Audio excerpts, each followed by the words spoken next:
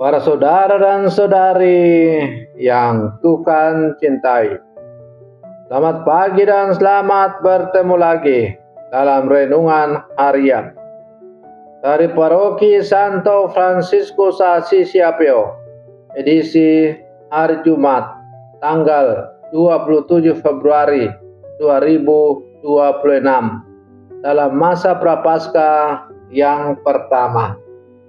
Mengawali hari yang baru ini, kita hendak mendengar dan merenungkan sabda Tuhan. Marilah sebelum kita mendengar dan merenungkan sabda Tuhan, kita berdoa. Dalam nama Bapa dan Putra dan Roh Kudus. Amin. Allah Bapa Maha Setia, Engkau tak pernah mengingat kesalahan kami. Kami mohon bukalah hati kami untuk berdamai dan mengampuni sesama. Dengan bersabdalah ya Tuhan, kami siap mendengarkan. Terpujilah Engkau Bapa, Putra dan Roh Kudus, kini dan sepanjang segala masa. Amin.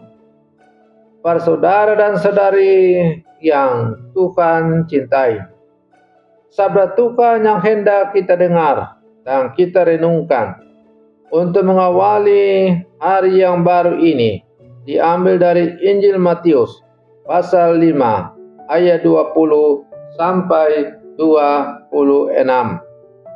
Tuhan bersamamu. Inilah Injil suci menurut Matius. Dalam khotbah di bukit, berkatalah Yesus kepada murid-muridnya, jika hidup keagamaanmu tidak lebih baik daripada hidup keagamaan ahli-ahli Taurat dan orang-orang Farisi, kalian tidak akan masuk ke dalam kerajaan surga. Kalian telah mendengar apa yang difirmankan kepada nenek moyang kita. Jangan membunuh. Siapa yang membunuh harus dihukum.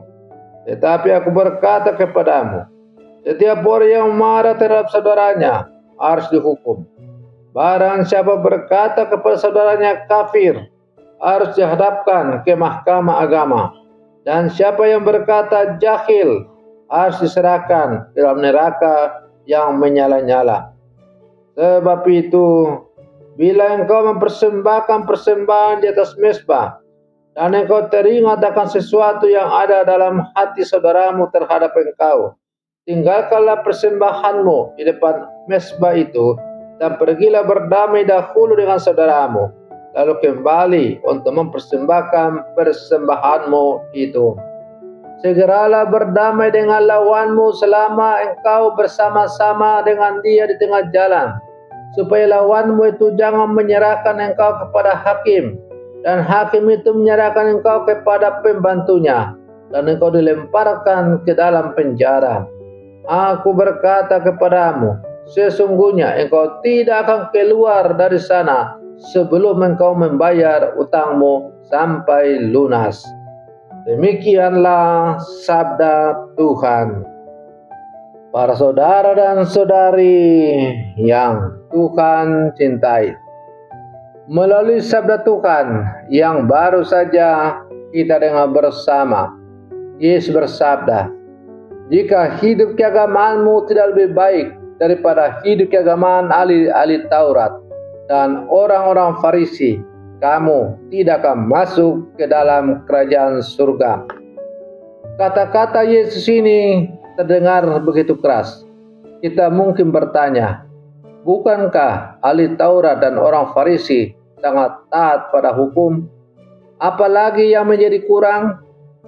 Yesus hendak membawa kita lebih mendalam. Bukan hanya ketaatan lahiriah, tetapi pembaharuan hati. Bukan sekedar tidak membunuh, tetapi juga tidak memelihara kemarahan. Bukan sekedar mempersembahkan korban di altar, tetapi juga berdamai dengan saudara-saudari. Para saudara dan saudari yang Tuhan cintai, Yesus melanjutkan sabdanya, setiap orang yang marah terhadap saudaranya harus dihukum.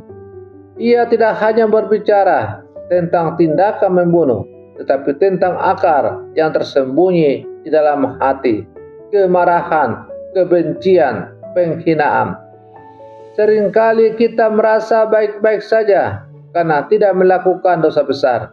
Kita tidak mencuri, tidak membunuh, tidak melakukan kejahatan berat. Tetapi mungkin di dalam hati ada luka lama yang belum diampuni. Ada kata-kata kasar yang masih kita simpan. Ada relasi yang retak, namun kita biarkan begitu saja. Yesus mengajak kita masuk ke kedalaman hati, karena dari hatilah segala sesuatu akan bermula. Para saudara dan saudari yang Tuhan cintai, Yesus lebih lanjut bersabda, jika engkau mempersembahkan persembahanmu di atas mezbah dan engkau teringat bahwa saudaramu ada sesuatu terhadap engkau, tinggalkanlah persembahanmu itu dan pergilah berdamai dahulu. Ini radikal, artinya relasi dengan sesama tidak bisa dipisahkan dari relasi dengan Allah. Kita tidak bisa berkata mengasihi Tuhan tetap menyimpan dendam terhadap sesama.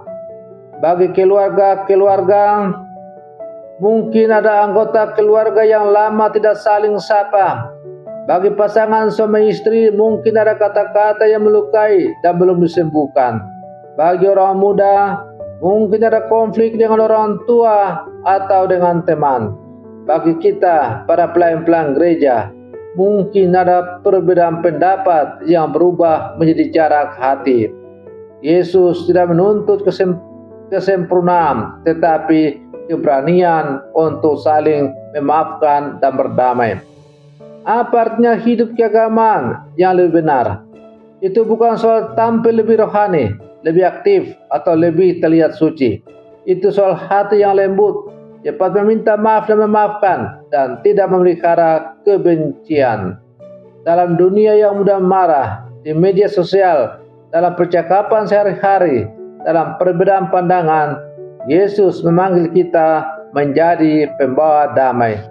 Kerajaan surga bukan dimulai dari aturan yang kaku, tetapi dari hati yang diperbaharui. Para saudara dan saudariku yang Tuhan cintai, mari kita akhiri renungan pagi kita dengan berdoa. Dalam nama Bapa dan Putra dan Roh Kudus. Amin.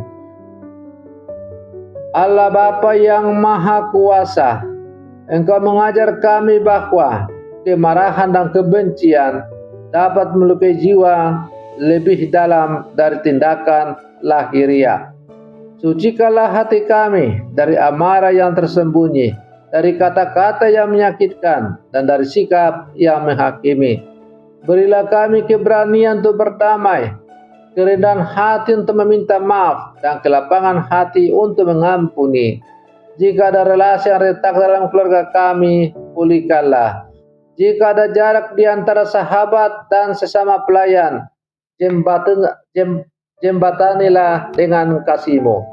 Ajarlah kami mempersembahkan hidup yang murni di hadapan altar-Mu dengan hati yang bersih dan damai. Semoga hidup kami tidak hanya tampak benar di luar, tetapi sungguh diperbaharui dari dalam, sehingga kami layak menjadi warga kerajaan surga. Engkaulah Tuhan dan pengantara kami, kini dan sepanjang segala masa. Amin. Dalam nama Bapa dan Putra dan Roh Kudus. Amin. Para saudara dan saudaraku yang terkasih, selamat pagi.